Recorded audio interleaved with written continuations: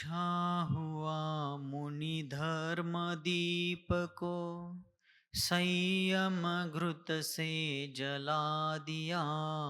उपसर्गों में संघर्षों में समता धर तप घोर किया। ऐसे अनुपम उपकारों से ऋणी हो गए सभी श्रमण।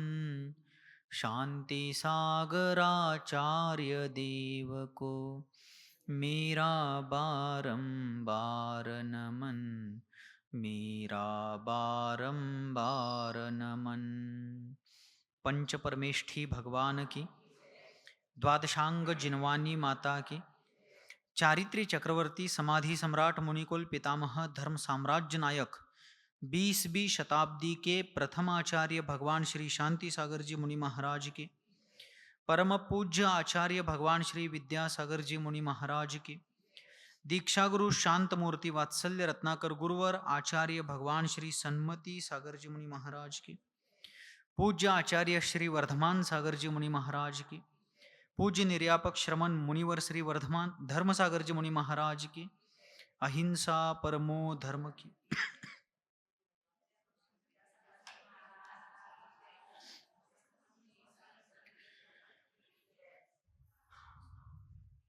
रास्ते पर चलना, रास्ता बनाकर चलना और बिखरे हुए टूटे फूटे रास्ते को जो रास्ता था या रास्ता है यह समझना भी बहुत कठिन कर्म है। ऐसे बिखरे हुए टूटे फूटे रास्ते को फिर से रास्ता बना करके चलना, ये तीनों कार्य तौलनिक दृष्टिया से परस्पर की तुलना से बहुत कठिन है। रास्ते पर चलना फिर भी सरल है। चलने वाला दृढ़ संकल्पी हो, साध्य को सिद्ध करने के लिए तत्पर हो, तो वह चलने वाला पथिक बने बनाए मार्ग पर सहजता से चलकर, पुरुषार्थ पूर्वक चलकर या जिस तिस प्रकार से चल करके अपने साध्य तक पहुंच सकता है। तो बने हुए मार्ग पर चलकर साध्य तक पहुंचना कथनचित एक अपेक्षा से सरल है, किंतु स्वयं मार्ग बना करके चलना और भी कठिन है, बहुत कठिन है। भगवान वृषभदेव एक अलौकिक महानतम व्यक्ति थे, जिन्होंने अपने असाधारण आत्मबल पर इस वर्तमान काल में, अवसर्पिणी काल में, तृतीय काल के अंतिम पड़ाव में श्रमण धर्म का प्रारंभ किया। असल में जैन धर्म अनादि अनंत है, किंतु भरत और ऐरावत क्षेत्र में होने वाले काल परिवर्तन की अपेक्षा से वह भरत ऐरावत क्षेत्र की अपेक्षा देखा जाए तो सादी शांत भी है एक अपेक्षा से, और विदेह क्षेत्र में अनादि अनंत रूप से वह धर्म प्रवहमान रहता है, इस अपेक्षा से अनादि अनंत है। तो ऐसे भरत क्षेत्र के तृतीय काल के अंतिम पड़ाव में भगवान वृषभ देव ने वर्तमान इस अवसर्पिणी काल के तृतीय काल के अंतिम पड़ाव में जिन धर्म का, श्रवण धर्म का प्रारंभ किया, फिर से मार्ग बनाया। एक अपेक्षा से समझने का प्रयास करें। फिर से मार्ग बनाकर वे स्वयं चले और औरों को चलने की शिक्षा, प्रेरणा, मार्गदर्शन उन्होंने किया। यह कार्य कठिन था, लेकिन उनका आत्मबल, उनकी आत्मशक्ति और उनका आत्मानुभव अगाध और अपार था, इसलिए उनके द्वारा वह कार्य सहजता से लीलया संपन्न हो गया। किंतु आचार्य शांति सागर जी महाराज को मार्ग बनाकर चलना नहीं था। बना हुआ जो मार्ग बिखर गया था, टूटा फूटा था, और जिसे मार्ग कहने में भी शंका होती थी। आप लोग समझ सकते हैं, नदी किनारे रहने वाले आप लोग हैं। समडोली ग्राम नदी के तट पर बसा हुआ, और अपना यह सांगली, कोल्हापुर, बेलगांव जिला वारणा, कृष्णा, वेदगंगा, दूधगंगा, पंचगंगा इत्यादि अनेक जल संपन्न नदियों से भरा हुआ यह क्षेत्र। तो नदियों के तट पर रहने वाला यह स्थानिक समाज समझ सकता है कि प्रवाह में जब तेजी आती है, नदी में जब बाढ़ आती है और उस बाढ़ के तेज बहाव के कारण जब मार्ग उखड़ जाता है और मार्ग उखड़ करके इतना बह जाता है कि वहां पर मार्ग था यह देखने दिखाने के लिए, समझने समझाने के लिए उस मार्ग की एक निशानी भी नहीं बचती। समजा लागले ना? इथं रस्ता होता हे कळण्या इतपत एक निशाणी सुद्धा, एक साधी खूण सुद्धा तिथं शिल्लक नव्हती. एक साधं काहीतरी संकेत स्थळ सुद्धा तिथं शिल्लक राहिलं नाही. इस प्रकार पानी के प्रवाह में सारी चीजें बह गई है, रास्ता उखड़ गया, ब्रिज टूट गए, सब कुछ बह गया है। और वहां पर खेतों में और अनेक तरह के वहां के क्षेत्र में अनेक पगडंडियां बनी हुई हैं, अनेक प्रकार के वहां पर मार्ग जैसे दिखने वाले चिन्ह हैं, लेकिन एग्जैक्टली वास्तविक सही मार्ग कौन सा है इसको समझ करके फिर से उसी स्थान पर पुनः उस मार्ग का निर्माण करना, उस मार्ग पर स्वयं चलना और औरों को लेकर के चलना चलाना बहुत कठिन है, बहुत कठिन है। पूजपाद महामहिम योगेंद्र चूड़ामणि धर्म साम्राज्य नायक आचार्य देव शांति सागर जी महाराज, जो गृहस्थ आश्रम में पाटिल घराने के थे, सिर्फ घराने के नहीं थे, गांव के मुखिया के बड़े जमींदार के बेटे थे।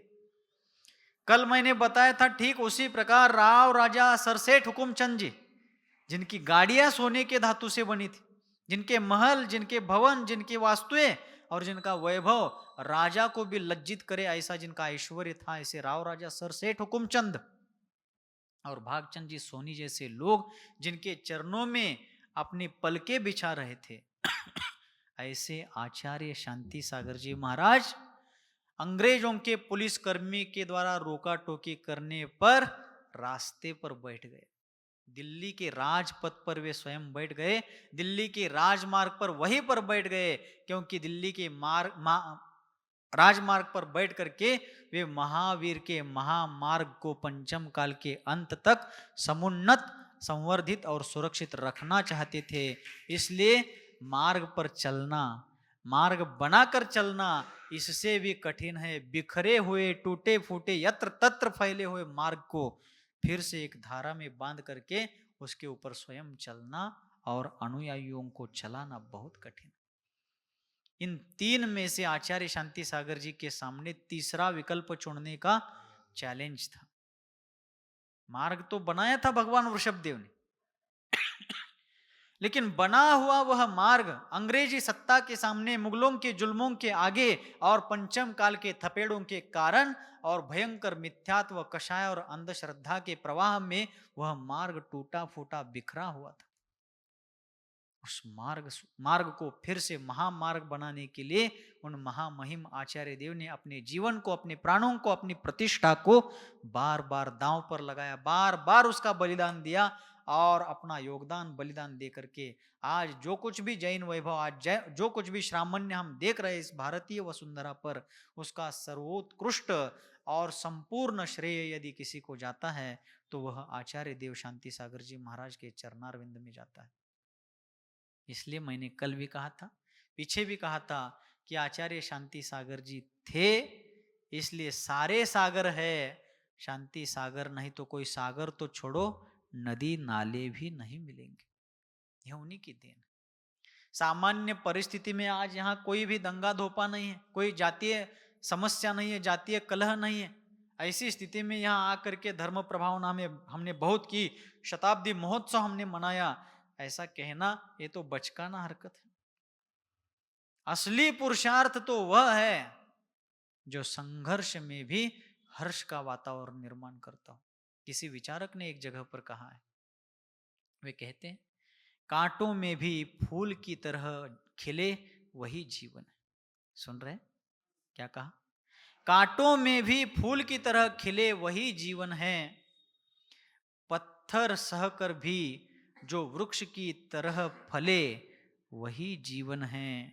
दुनिया में यूं तो सभी लोग जीते हैं, लेकिन संकटों तूफानों में भी दीप बनकर के जले वही जीवन है। आचार्य शांति सागर जी महाराज का जीवन वह सिर्फ दीप नहीं, दीपस्तंभ है। अंग्रेजों का जहां पर संपूर्ण शासन था, ऐसे दिल्ली में भारत की राजधानी, आज की राजधानी, उस समय भी कथनचित वह राजधानी ही थी। भले ही भारत स्वतंत्र नहीं था, लेकिन भारत का वह प्रधान नगर था। और उस जगह पर ऐसा साहस दिखाना, जन्म जन्मांतर की साधना, घोर तपस्या और अलौकिक पुण्य के उदय के बिना ऐसा कार्य किसी के भी द्वारा नहीं हो सकता। कितना उपकार है आचार्य महाराज का। अब उपकार तो मानने की श्रद्धा हो तो उपकार महसूस होता है, यदि मानना नहीं हो तो भगवान को भी लोग पाषाण समझते। श्रद्धा के ऊपर निर्भर है। आचार्य शांति सागर जी महाराज ने ऐसे घोर परिस्थितियों में बार बार अपने प्राणों का वहां पर दांव लगाते हुए धर्म की रक्षा की। किसी ने एक जगह पर कहा, कवि उर्मिलेश नाम के एक कवि है, डॉक्टर उर्मिलेश, उन्होंने कहा कि देश का सैनिक देशवासियों को क्या कहता है, देशाचा सैनिक देशामध्ये राहणाऱ्या नागरिकांना काय संदेश देतो, काय प्रेरणा देतो, त्याची प्रेरणा, त्याची स्फूर्ती काय असते, ते सांगत असताना कवि उर्मिलेश, डॉक्टर उर्मिलेश जी कहते हैं कि वो सैनिक क्या कहता है, हम मर के दिखाएंगे इस वतन के लिए, आप जी के दिखाओ इस वतन के लिए। और इससे बढ़कर प्रेरणा क्या हो सकती है। प्रसंग आने पर, आवश्यकता पड़ने पर हम इस देश के लिए मर के दिखाएंगे। सैनिक कह रहा है सीमा पर खड़ा होकर, क्या कह रहा है, भारतीय सरहद पर देश की सीमा पर खड़ा सैनिक कहता है देशवासियों से कि प्रसंग आने पर हम मर के दिखाएंगे इस वतन के लिए, वतन अर्थात देश, हम मर के दिखाएंगे इस वतन के लिए, आप जी कर दिखाओ इस वतन के लिए। आपको मरने के लिए नहीं कह रहा हूं, कम से कम देश के लिए जी करके तो दिखाओ, मरने का प्रसंग आए तो हम हैं। आचार्य शांति सागर जी महाराज इसी प्रकार है। धर्म की रक्षा करने के लिए प्रसंगोपात प्राण देने का प्रसंग भी आया तो हम तत्पर है, लेकिन हमारे जाने के बाद इस धर्म को जीवंत रखने का कार्य तो आप करें, यही उनकी प्रेरणा। तो इस प्रकार दिल्ली का वह चातुर्मास जैन संस्कृति के लिए एक अमूल्य मील का पत्थर बनकर के रह गया कि जिस कारण से दिल्ली के लाल किले के आगे, असेंबली हॉल के आगे और भी महत्वपूर्ण इमारतों के आगे आचार्य महाराज ने फोटो सेशन करवाया। क्या करवाया? लेकिन वह फोटो सेशन आज के स्वार्थ लोलुपी, आज के प्रसिद्धि प्रिय और आज के यश ख्याति ही जिनके प्राण बन चुके हैं, ऐसे व्यक्तिगत निजी स्वार्थ के लिए जीने वाले लोगों की तरह फोटो सेशन नहीं था। वह फोटो सेशन इसलिए था ताकि संपूर्ण देश में, विश्व के कोने कोने में प्रिंट मीडिया और इलेक्ट्रिकल मीडिया के द्वारा यह संदेश पहुंचाया जाए कि आज भी भारतीय विश्वम्भरा पर निर्ग्रंथ दिगंबर संतों का विहार बेरोक टोक हो रहा है, और इसके आगे जो कोई भी मुनि बनेंगे भारत में कहीं भी उनको निर्धोक रूप से, निर्भय रूप से विहार करने के लिए कभी हिचकना नहीं चाहिए। इसलिए उन्होंने वो कार्य किया। बहुत प्रभावना पूर्वक वह चातुर्मास संपन्न हुआ। और चातुर्मास के बाद आचार्य महाराज हर जगह से जितनी निस्पृहता से आगे बढ़ते थे, उसी प्रकार यह दिल्ली, यह लाल किला, यह लाल मंदिर, यह असेंबली हॉल और यहाँ का ये दरियागंज आदि का बड़ा वैभवशाली है दिल्ली शहर छोड़ करके मैं कैसे जाऊं, इस प्रकार के किसी भी व्यामोह में ना उलझते हुए वे निसंग साधक आगे बढ़ गए।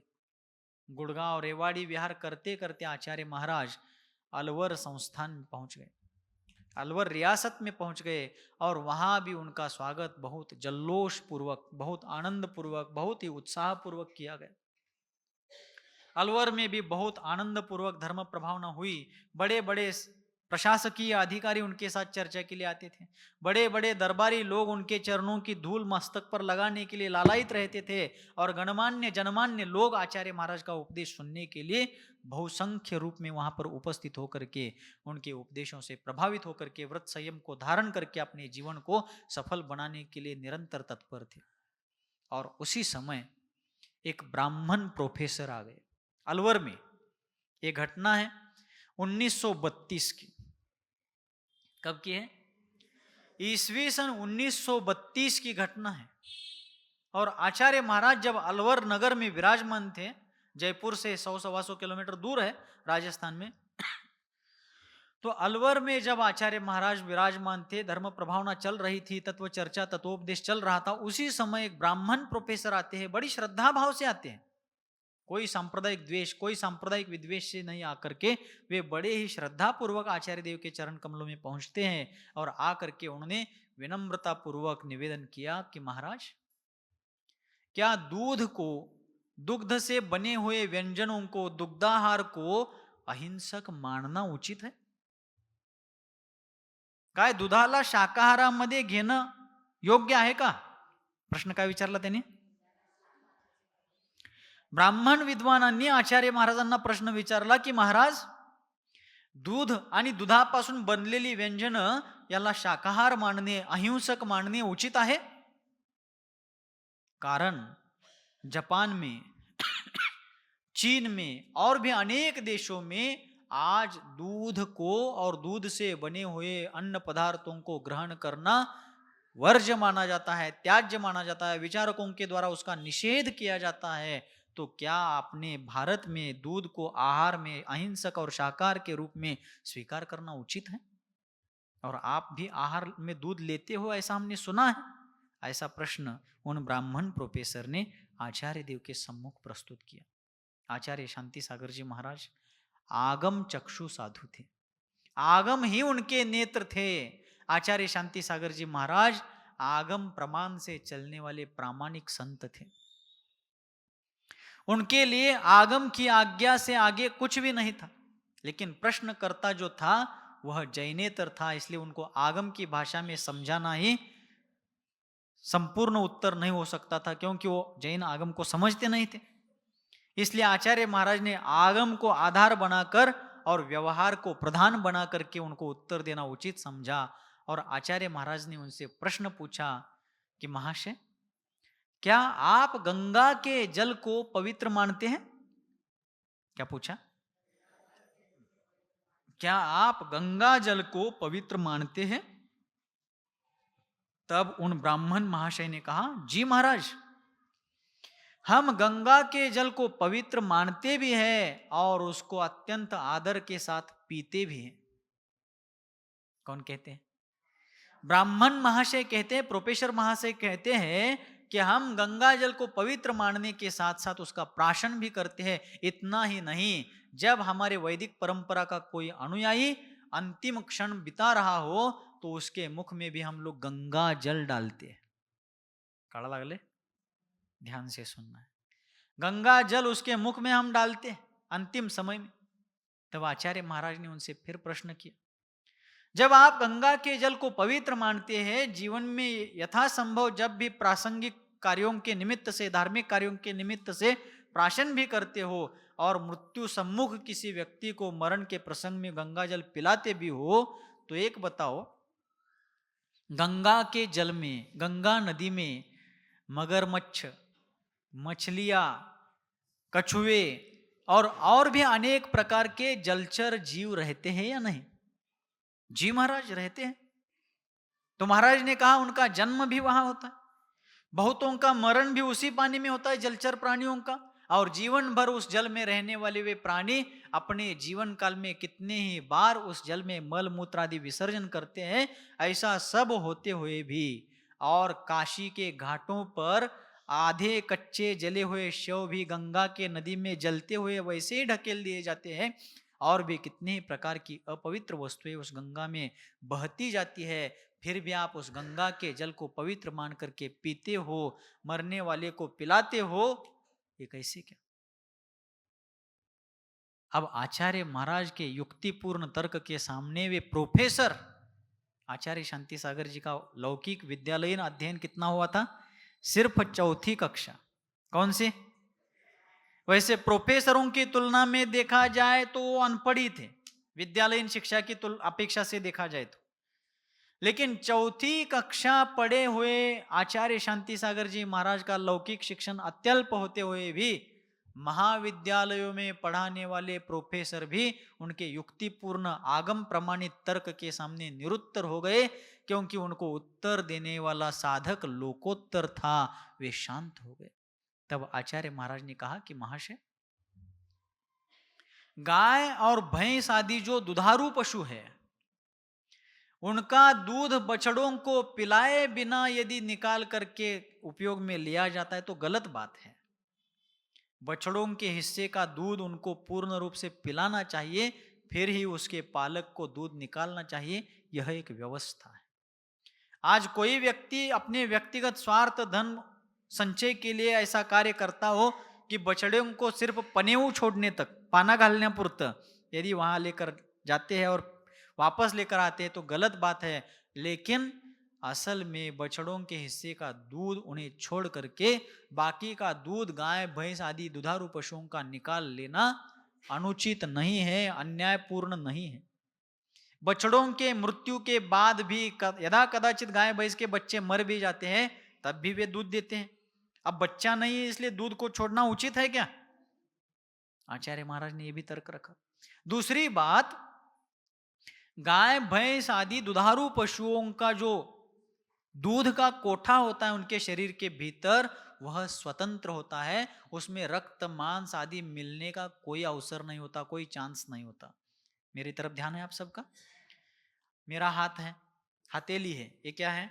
हथेली, हाताचा तळवा, हथेली। सभी के पास है हथेली, है ना? अब अपने हथेली की त्वचा अलग क्वालिटी की है, इस तरफ की त्वचा अलग प्रकार की है, हथेली की त्वचा अलग प्रकार की है, शरीर के विभिन्न अवयवों की त्वचा अलग प्रकार की है। तो कहा जाता है साइंस के आधार पर कि गाय भैंस आदि दुधारू पशुओं के दूध का जो कोठा होता है उनके शरीर में, उसकी त्वचा भी इस प्रकार की रहती है, जिसमें किसी प्रकार के किसी निमित्त से मांस और रक्त आदि धातु मिश्रित होने का चांस ही नहीं है। यह त्वचा है, इसको फाड़ने पर, निकालने पर इसके भीतर भी मांस है, रक्त है, धातु है, उपधातु है, सब है यहां पर। लेकिन उन सबके ऊपर इस प्रकार की त्वचा होने के कारण यहां रक्त मांस आदि लगता है। अभी मैंने यहां हाथ लगाया, कोई रक्त मांस दिखता है? कछु दिक्कत नहीं है, हाँ? ठीक है। तो इस प्रकार की त्वचाओं के द्वारा वह दूध का कोटा उन दुधारू पशुओं के शरीर में बना होता है, और दूध निकालने के उनके जो स्तन होते हैं दुधारू पशुओं के, उनके भीतर से भी जो दुग्ध वाहिकाएं आती हैं, उनकी त्वचा भी इसी प्रकार की होती है। इसलिए साइंस के आधार से देखा जाए तब भी उन भीतरी अवयवों के द्वारा भी उसमें रक्त मांस आदि मिश्रित होने के कोई चांस नहीं। और जिन महाशय ने उदाहरण दिया था कि चीन जापान आदि देशों में दूध खाना पीना, दूध के व्यंजनों को स्वीकार करना, यह अहिंसक शाकाहार में नहीं आता है, तब आचार्य महाराज जैसे महान विचारक कहते हैं कि जिस चाइना में चिपकली हल्ली पालो, जिस चाइना में छिपकली कैसे भी चित्र विचित्र विकृत दिखने वाले कीड़े मकोड़ों को भी बड़े आनंद से खाया जाता है, वे लोग दूध जैसे पवित्र व्यंजन को, पवित्र पदार्थ को सेवन करने का निषेध कर रहे हैं। ये विडंबना नहीं तो और क्या है? अहिंसा की बात करना, उन बछड़ों के पेट की चिंता करना, और यहाँ कैसे भी निष्पाप जीवों की, निरीह जीवों की हत्या करके अपने उदर को भरना, ये कैसी अहिंसा है? हाँ, आज एक ऐसा मत, एक ऐसा समूह, एक ऐसा गुट, एक ऐसा ग्रुप एक विश्व में चल रहा है जो अपने आप को वीगन मानता है। आजकल कुछ दशकों में चल रहा है कार्य वीगन।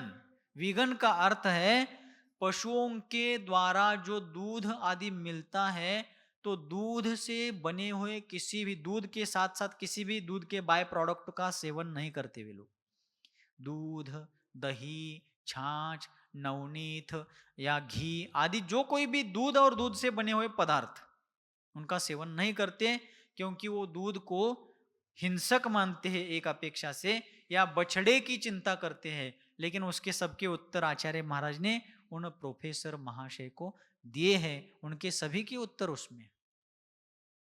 आचार्य महाराज इतने विद्वान थे, बड़े बड़े प्राध्यापक प्रोफेसरों को भी चौथी शिक्षा लेने वाले, लेकिन जन्म जन्मांतर का असाधारण अलौकिक भवतारक ज्ञान अपने हृदय में आत्मसात किए हुए वे आचार्य देव उन सबको निरुत्तर करते थे।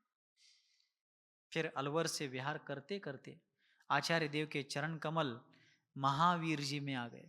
राजस्थान का एक प्रसिद्ध, अति प्रसिद्ध एक जैन तीर्थ स्थल है महावीर जी। चांदनपुर नाम का एक गांव है वहां पर। लेकिन भगवान महावीर स्वामी की प्रतिमा जी वहां पर विराजमान होने से चांदनपुर इस प्रकार उसका उल्लेख कम होता है, और उसका उल्लेख महावीर जी के रूप में ही होता है, उस स्थान का उल्लेख। तो भगवान महावीर स्वामी की 1.5 हाथ ऊंचाई वाली मिट्टी के वर्ण की अति सुंदर प्रतिमा वहां पर विराजमान है। हम भी वहां जाना चाहते थे, लेकिन हमारा उतना पुण्योदय नहीं रहा। पूज्य मुनिवर श्री शांति सागर जी महाराज समडोली नगर गौरव शांति सागर जी की समाधि होने के कारण हम लोग उस तरफ जाने का भाव ही नहीं रहा, इसलिए वापस इस तरफ आए। लेकिन उस प्रतिमा के चित्र, उसके फोटोज देखने में आए हैं, मंदिर के फोटो वगैरह हमने देखे, तो बहुत विशाल मंदिर है, बहुत मनोज्ञ जन प्रतिमा है। तो उस प्रतिमा का इतिहास कहा जाता है कि चांदनपुर जो गांव है, उस गांव के बाहर एक टीला था। टीला, टीला म्हणजे टेकडी, मराठीमध्ये ज्याला आपण टेकडी म्हणतो, एक टीला था।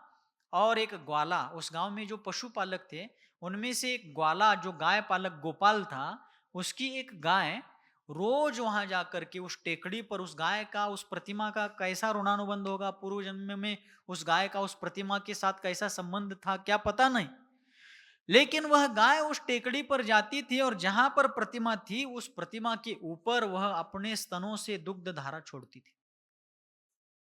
और घर में आने पर जब वह ग्वाला अपने गाय का दूध दूहने का प्रयास करता था तो वो दूध ही नहीं देती थी। तो ग्वाला ने उस पर ध्यान रखा, उसकी रेकी की, और पता चला कि गाय वहां जाती है, उस टेकड़ी पर जाती है, टीले पर जाती है, और बिना किसी निमित्त के भी वहां पर अपने आप दूध की धारा झराती है, दूध वहां पर सब विसर्जित करके आती है। फिर वह देखने के बाद उस ग्वाले के अंतःकरण में एक उत्कट जिज्ञासा निर्माण हुई, एक विस्मय का भाव निर्माण हुआ, और उसने सोचा कि वहां देखना चाहिए क्या है। और फिर उसने सावधानता पूर्वक उस स्थान पर खुदाई की, तो वहां पर धर्म तीर्थादिनायक भगवान महावीर स्वामी की मनोहर प्रतिमा प्रकट हुई। उसी प्रतिमा को ला करके जहां विराजमान करा गया, उसी क्षेत्र को आज महावीर जी कहा जाता है, जो बहुत ही प्रसिद्ध है। तो उस प्रतिमा को विराजमान करने के बाद वहां पर लाखों लोग हर साल दर्शन के लिए जाते हैं। वहां के लोकल के मीना लोग, गुर्जर लोग, ऐसे जो अजैन बंधु है, उनकी भी उन प्रतिमा जी के ऊपर बहुत गहरी श्रद्धा है। तो आचार्य शांति सागर जी महाराज वहां पर 2 महीने रुके। कितने? 2 मास तक, 2 महीने तक आचार्य देव वहां पर रुके, और वहां पर उनके निमित्त से हजारों लोग रोज आते थे। भगवान महावीर स्वामी और महावीर के लघुनंदन आचार्य देव का दर्शन करने के लिए रोज हजारों लोगों का समुदाय वहां आता था।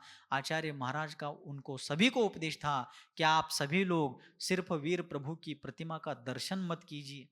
वीर प्रभु ने जो अहिंसा, स्याद्वाद और अपरिग्रह का उपदेश दिया है, अनेकांत की जो भाषा कही है, उसके माध्यम से ही हमारा आपका उद्धार संभव है। और अपन सभी लोग महावीर स्वामी के उपदेश के अनुसार अपने जीवन में अनेकांत की व्यापक दृष्टि धारण करें, और अहिंसात्मक जीवन जीते हुए अपने साथ साथ जीव दया का पालन करें, ताकि और भी जीव अभय को और अपने जीवन में निर्भय स्थिति को अनुभव कर सके। इस प्रकार का बहुत सार गर्भित उपदेश देते देते आचार्य महाराज 2 महीने के बाद वहां से विहार करते हुए आगे बढ़ गए। और आगे रास्ते में बढ़ते बढ़ते जयपुर की ओर, राजस्थान की गुलाबी नगरी, राजस्थान की राजधानी, और अनेक शताब्दियों से राजा महाराजाओं के सत्ता का केंद्र ऐसा वह जयपुर नगर, उस जयपुर की ओर आचार्य महाराज पधार रहे थे। चातुर्मास निकट आया था, लेकिन उनके मस्तिष्क में चातुर्मास कहाँ करना है, कैसा होगा, क्या होगा, हम पहली बार ही तो राजस्थान में आए हैं, ऐसे किसी बात का कोई विकल्प नहीं था।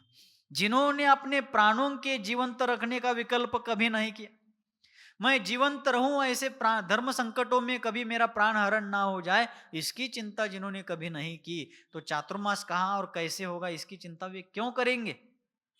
लेकिन जैसे जैसे धर्म नगरी, मंदिरों की नगरी जयपुर नगर पास आता गया, और चारित्र्य चक्रवर्ती आचार्य देव का चारित्रिक सुगंध, संयम का सुगंध जैसे ही जयपुर में पहुंच गया, जयपुर के जौहरी, जयपुर के अनेक नगरगण हजारों की संख्या में उनके चरणों में पहुंचे और हे आचार्य देव, शताब्दियों के बाद इस राजस्थान की मरुभूमि को मधुबन बनाने वाले श्रवण राज के चरण इस मरुभूमि में पड़े हैं। अब की बार का चातुर्मास जयपुर नगरी में संपन्न करे, ऐसा सानुरोध उन्होंने निवेदन किया। विनम्रता पूर्वक उन्होंने उनके चरणों में अपना भाव प्रेषित किया। तब चातुर्मास निकट आया हुआ देख करके, लोगों की आंतरिक भावना को देख करके आचार्य महाराज ने जयपुर में चातुर्मास करने का निर्धारित किया। ईस्वी सन 1932 का चातुर्मास आचार्य महाराज का धर्मनगरी जयपुर में, राजस्थान की राजधानी जयपुर में, गुलाबी नगरी जयपुर में हुआ। जयपुर सिर्फ गुलाबी नगरी नहीं है, जयपुर सिर्फ राजधानी की नगरी नहीं है, जयपुर एक सांस्कृतिक नगरी है, जयपुर एक ऐतिहासिक नगरी है, जयपुर की विरासत बहुत बड़ी है। आप लोग भी जयपुर गए होंगे, कुछ लोग हमारे चातुर्मास में भी आए थे जयपुर में, तो आपने जयपुर थोड़ा बहुत तो देखा होगा ना। तो जो जयपुर है उसकी सांस्कृतिक, धार्मिक, आध्यात्मिक और ऐतिहासिक विरासत बहुत लंबी चौड़ी है। संवत 1784 में राजा जयसिंह ने जयपुर नगरी की रचना एक जैन व्यक्ति, विद्याधर नाम के एक जैन, बुद्धिमान जैन व्यक्ति के मार्गदर्शन में जयपुर नगरी की रचना की। आज भी जयपुर में एक विद्याधर नगर नाम का एक क्षेत्र पड़ता है। जैसे मीरा मार्ग है, मानसरोवर है, और भी दुर्गापुरा वगैरह बहुत सारे उपनगर है जयपुर में, वैसे विद्याधर नगर नाम से एक उपनगर पड़ता है। वे वही विद्याधर है जिनके मार्गदर्शन में, जिनके अभियांत्रिकी कौशल से राजा जयसिंह ने उस जयपुर नगरी की रचना की। वह भी एक जैन श्रावक था। दूसरी बात, जयपुर विद्वानों की नगरी। महापंडित, महाज्ञान धुरंधर पंडित टोडरमल जी जयपुर के हुए। पंडित सदासुख जी कासलीवाल जयपुर के हुए। पंडित यानी विद्वान पंडित जयचंद जी छाबड़ा जयपुर के हुए। और इतना ही नहीं, पंडित टोडरमल जी जैसे महान विद्वान को जब आजीविका की चिंता थी, तब उनको आजीविका की चिंता से मुक्त करके उनकी बुद्धि का संपूर्ण प्रयोग जिनागम की सेवा और जैन धर्म की प्रभावना में हो, इसलिए जिन्होंने जयपुर में अपने महान नीति से, अपने अहिंसक जीवन से एक अपूर्व धर्म प्रभावना की थी, ऐसे दीवान अमरचंद जी, नाम सुना होगा आप लोगों ने, दीवान अमरचंद जी, उनका जीवन का एक रोमांचकारी प्रसंग मैं कभी आपको बताऊंगा आगे जाकर के। ऐसा उनका एक श्रेष्ठतम जीवन। तो दीवान अमरचंद जी ने पंडित टोडरमल जी को आजीविका के चिंता से मुक्त करके, आपके उदर निर्वाह की सारी जिम्मेदारी मेरी है, आपके परिवार के पालन पोषण का सारा जिम्मा मेरा है, आप आजीविका के पीछे पड़ करके अपना समय मत गंवाइए, आप अपने बुद्धि का प्रयोग उपयोग जिन धर्म की प्रभावना और जिनागम की सेवा में कीजिए। ऐसी प्रेरणा दे करके पंडित टोडरमल जी को अमरचंद जी ने संपूर्ण जिनवानी की सेवा में लगाया था, जिनके अनेक ग्रंथ आज उपलब्ध हैं। गोमटसार जीव कांड, जो संस्कृत भाषा में टीका और प्राकृत भाषा में मूल गाथा में रचा गया ग्रंथ, जिसकी ढूंढारी भाषा में टीका अनुवाद करना बहुत कठिन, लगभग अशक्य प्राय कार्य पंडित टोडरमल जी ने किया था। ऐसे महान विद्वान दीवान अमरचंद जी के कारण निर्विकल्प होकर के जिनवानी की सेवा और धर्म की प्रभावना में लगे थे। ऐसी वह धर्मनगरी जयपुर, जिन दीवान अमरचंद जी का जीवन, जिस प्रकार सती सीता का सत्वशील जीवन अग्नि परीक्षा को भी बहुत बढ़ चढ़ करके, उससे ऊपर, उससे श्रेष्ठ बन करके, अग्नि से भी श्रेष्ठ बन करके निकला था, निखरा था, उसी प्रकार सेठ दीवान अमरचंद जी का जीवन अहिंसा का पुजारी था। और किस प्रकार उन्होंने सिंह को भी मिठाई खिलाई थी, वह रोमांचकारी गदगद करने वाला प्रसंग मैं कभी आपको आगे चल करके सुनाऊंगा। तो ऐसी वह नगरी आज की तारीख में जयपुर में लगभग गृह चैत्यालय और जिनालय ऐसा सब मिलकर के 450-500 मंदिर हैं जयपुर में, अकेले एक जयपुर में। उनमें से कितने ही मंदिरों का दर्शन करने का सौभाग्य, सद्भाग्य हमें प्राप्त हो गया। मैंने कुछ दिन पहले भी आपको कहा था, आज भी कहूंगा, भविष्य में भी कहता रहूंगा, आपको वास्तव में जैन वैभव देखना है तो राजस्थान में देखिए।